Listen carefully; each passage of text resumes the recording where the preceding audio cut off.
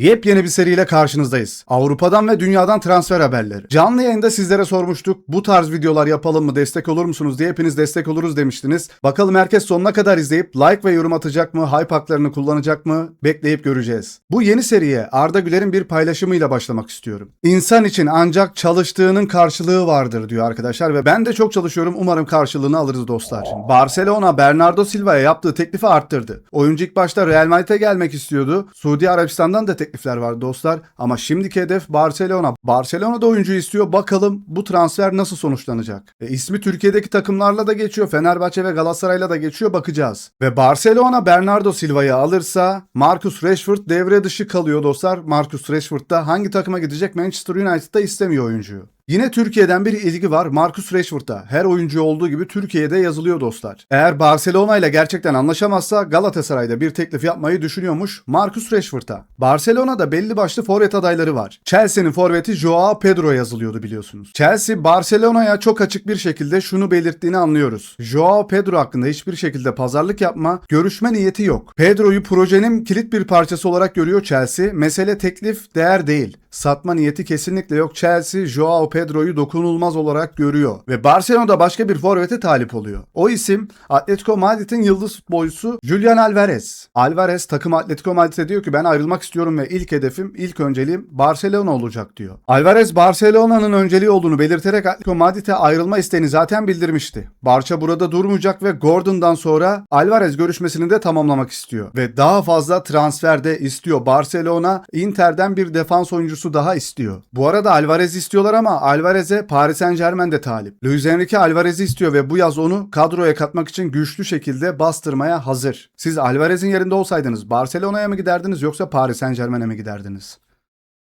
Ve Barcelona'nın kanata aldığı yeni oyuncusu Anthony Gordon tıbbi testler ve sözleşme imzalamak için Barcelona'ya uçtu bugün. Testlerden geçti, sözleşmeyi de imzaladı. Manchester City'de Savinho kulüpten ayrılmayı istiyor. Fenerbahçe'de bu futbolcuya talip oldu. Eğer Savinho kulüpten ayrılırsa piyasadaki kanat oyuncularını da değerlendirmeyi düşünüyor Manchester City. Tottenham'da Savinho'ya talip olmuş. Evet, gelelim bizim çocuğa. Chelsea teknik direktörü Alonso Arda Güler'i çok istiyor. Hala bu haberler çıkıyor arkadaşlar. Sezon bitmeden 2 hafta önceden beri de bu haberler çıkıyordu. Arda Güler ve Chelsea. Enzo Fernandez takasında falan da kullanılacak diye yazıyor ama bence Arda Güler Real Madrid'de kalacaktır. Sizler bu konu hakkında neler düşünürsünüz? Yoksa Arda Güler gerçekten Chelsea'ye gitsin mi? Real Madrid'de uzun yıllar oynasın mı? Yorumlar kısmına yazın. Evet, Napoli'de teknik direktör arayışı sürüyor arkadaşlar ve Milan'ın yollarını ayırdığı hoca Massimiliano Allegri Napoli'nin yeni teknik adamı olarak yola çıkıyor. Milan'ın eski hocası Napoli'nin sunduğu tüm şartları kabul etti ve yakında imzalayacak anlaşma tamamlandı. Evet, gidelim Fransa'ya. Monaco Filipe Luis'i yeni teknik direktör olarak atamak için anlaşmaya vardı. Diğer kulüplerle bağlantılara rağmen sahnelerin arkasındaki sürpriz hamle Filipe Luis zaten evet dedi. Sözleşme Haziran 2028'e kadar olacak. Hamle teknik direktör Thiago Scuro tarafından yönetildi arkadaşlar. Brezilya'da hocalık yapan Atletico Madrid'in eski efsane futbolcusu Filipe Luis şimdi Monaco'nun yeni hocası oluyor. Tottenham Andy Robertson'ı transfer etmek için sözlü anlaşmaya vardı. Juventus da bu oyuncuyla anlaşmaya çalışıyordu ve anlaşmayı gasp etmeye yönelik teklifine rağmen anlaşmanın yakında imzalanması bekleniliyor. Ve Robertson İngiltere'de kalıyor gibi gözüküyor.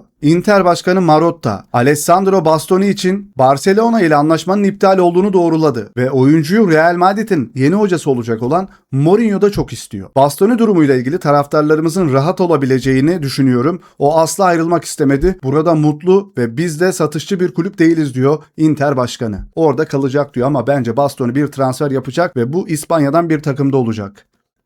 Serie A'nın şampiyonu, 2 kupalı şampiyonu Inter, Curtis Jones'u istiyor. Jones, yeni sözleşme görüşmeleri aylardır durakladığı için yazın Liverpool'dan ayrılabilir. Inter Ocak ayından beri ilgileniyor ve fiyat etiketine bağlı olarak hala istekli. Premier Lig kulüpleri de dahil. Inter 20 milyon euroluk bir teklif yapıyor ama Liverpool'un isteği 30 milyon artı bonuslar oluyor. Curtis Jones Inter'de başarılı olur mu? Atalanta'nın oyuncusu Ederson, Manchester United ile kişisel şartlarda anlaştı ve geçen haftadan beri diğer kulüplerle tüm görüşmeleri görüşmelerini durdurmuş durumda. Atalanta ve Manchester United haftalardır 45 milyon euroluk paket anlaşma için görüşmelerde. Anlaşmaya devam edip etmeyeceklerini ve ne zaman olacağı Manchester United'a kalmış durumda dostlar. Oradan teklif bekliyor. Ederson diğer görüşmelerin hepsini durdurmuş durumda. Liverpool'un Alisson'a onu bir yıl daha tutma arzusu ve planı hakkında bilgi verdiği anlaşılıyor. Juventus Alisson'a daha uzun süreli bir teklif sundu ancak onu tutmakta ısrar ediyor. Juventus bu kaleciyi istiyor ama Liverpool'da bir yılda kal diyor oyuncuya. Karar tamamen Alisson'a kalmış durumda. Fabio Grosso, Fiorentina'nın yeni teknik direktörü oluyor. Dün açıklanan ve bugün kesinleşen bir anlaşma. Sözleşmeler onaylandı. Grosso Fiorentina ile 2 yıllık sözleşme imzalıyor. Gelelim diğer milli yıldızımıza. Juventus CEO'su Damien Comolli. Şampiyonlar Ligi olmadan fon toplamak ve maliyetleri düşürmek için planlanandan biraz daha fazla satış yapabiliriz. Futbolcu satacağız diyorlar. Ama Kenan Yıldız dokunulmaz. O bizim geleceğimiz. Ayrıca Vlahovic'i de tutmak ve birlikte ilerlemek istiyoruz diyorlar. Vlahovic'e de bir sürü teklif var. Chelsea de istiyor. Bayern Münih de istiyor. Ve bu takımlar Vlahovic'i neden istiyor onu da bilmiyorum.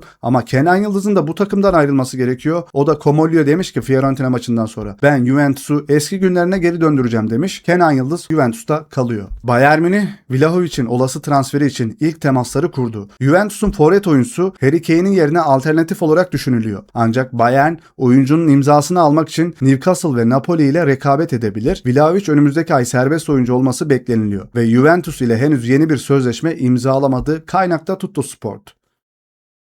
Real Madrid'in 2 genç yıldızı başka takımlarda oynuyordu ve inanılmaz performanslar sergilediler. Nico Paz, İtalya'da Como'da İtalya'nın en iyi orta saha oyuncusu seçildi. Ve Victor Munoz da en iyi oyunculardan birisi seçildi La Liga'da dostlar. Bu iki oyuncuyu sadece 23 milyona geri alacak Real Madrid. Tüm geri alma maddelerini kullanacak. Yani 100 milyon euroluk falan oyuncu diyorlar Nico Paz için. 9 milyon euroya alacaklar mesela Nico Paz'ı. Real Madrid, Rüdiger ile bir yıl daha sözleşme uzattı. Jamie Vardy'nin takımı küme düştükten sonra serbest oyuncu olarak ayrılıyor. Yeni bir sayfa için hazır. Jamie Vardy'nin yeni durağı neresi olacak? Evet gidelim Fransa'ya. Thomas Meunier Lille'den bonservissiz olarak ayrılıyor ve görüşmelerin ardından yeni bir sayfa açmaya hazır. Belçika milli takımının sağ bekinin kulüplerle görüşmelerde herhangi bir ajans tarafından temsil edilmeksizin kendisini ajan olarak temsil etmeye karar verdiğini anlıyoruz. Sadece kendisi gidecekmiş görüşmelere. Evet bu yazın gözde oyuncularından birisi olacak Yan Diomande. Paris Saint-Germain ve Liverpool Diomande'yi istiyor arkadaşlar. Karar Diomande'ye ait aynı zamanda Leipzig'te çünkü yeni sözleşme artı serbest kalma bedeli teklif etmişlerdi. Ve İngiltere'den Manchester City'de Diomande'yi istiyor arkadaşlar. Diomande hangi takımı seçecek tüm karar ona kaldı. Florentino Perez Enzo Fernandez'in büyük bir hayranı ve onu Real Madrid'e istiyor. Real Madrid'in tüm sorunlarını çözeceğini düşünüyor. Ben Enzo Fernandez'in Real Madrid'e fayda sağlayacağını düşünmüyorum. Manchester United kulüp personeli ekibi Tchouaméni'yi istiyor. Manchester United'da hedef Tchouaméni ama Real Madrid Tchouaméni'yi bırakmakta istemiyor. Asıl gelelim Real Madrid'in rüyası. Biliyorsunuz Real Madrid Jorge Mendes'le anlaştı. Yaz transfer dönemi öncesinde Joao Neves'i Real Madrid'e sunduğunu bildirdi. Paris Saint-Germain ve Portekiz orta saha oyuncusu Madrid'in gelecek sezon için orta saha takviyesi değerlendirmesi kapsamında potansiyel bir seçenek olarak düşünülüyor ve gerçekten sorun çözecek bir oyuncu. Real Madrid'de geçen 2 kötü sezonun ardından.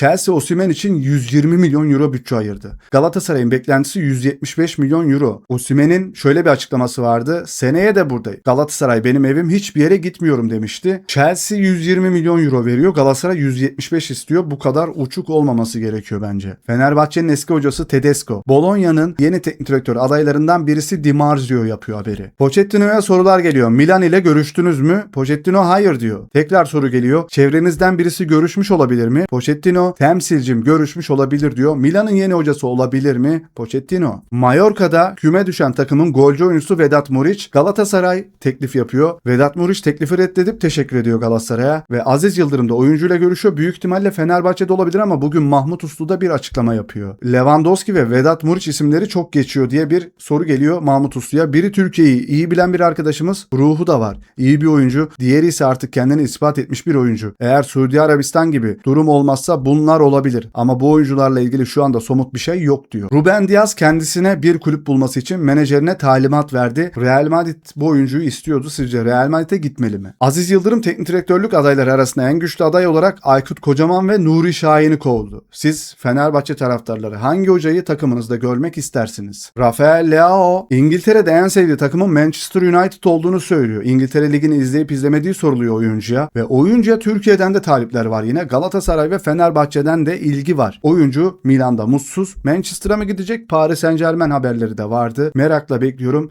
Leao güzel bir oyuncu. Fenerbahçe'nin gündeminde yer alan Kim Min-jae'nin mali şartları ortaya çıktı. Bayern Münih, Güney Koreli oyuncu için talep ettiği bonservis bedelinin 25 milyon euro olduğu öğrenildi. Fenerbahçe'nin eski defans oyuncusu tekrar Fenerbahçe'ye gelir mi, gelmeli mi sizlere de sorayım. Ve bu sırada Bayern Münih de Juventus'un defans oyuncusu Bremer'le ilgileniyor. Kim Min-jae'nin anlaşmanın bir parçası olarak ters yönde transfer olabileceği bildiriliyor. Takas sisteminde kullanılabilir diyorlar Kim Min-jae için. Bremer'de Bayern Münih'te olur mu sizce?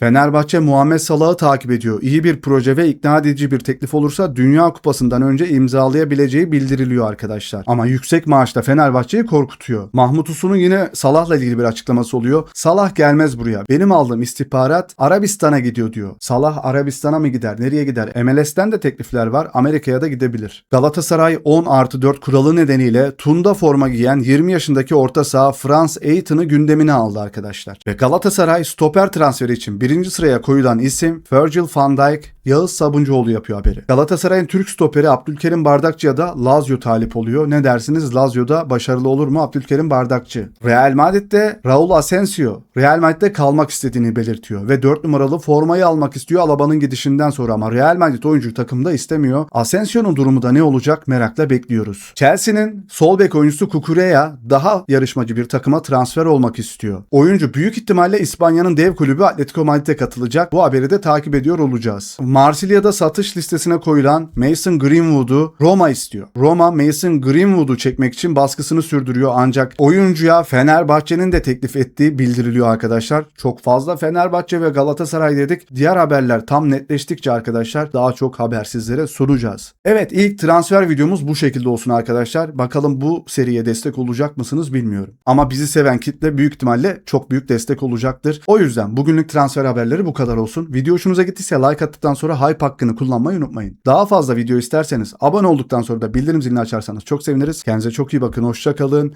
Bay bay.